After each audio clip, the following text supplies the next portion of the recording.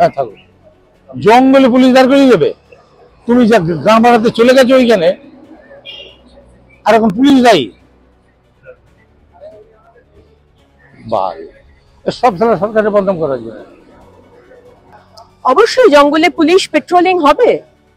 আজকে একটা private medical college, যারা নিট পরীক্ষা দিয়ে সারা ভারতবর্ষ থেকে মেরিটোরিয়াস স্টুডেন্ট তারা এই কলেজে ভর্তি হচ্ছে, আর সেই কলেজের সামনে রাস্তাতে অন্ধকার, গুটগুটে অন্ধকার, সিসিটিভি ক্যামেরা নেই, 500 মিটার দূরে একটা জঙ্গল যেখানে অনৈতিক কাজকর্ম হয়, পুলিশ দেখবেন না?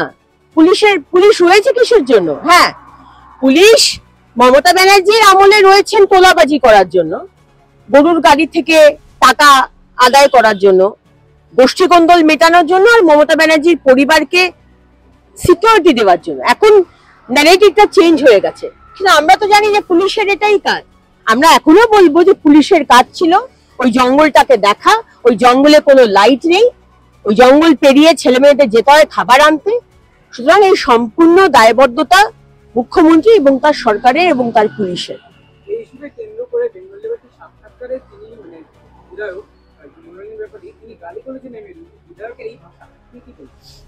এটাই তো তাদের মা মমতা শিখিয়েছেন।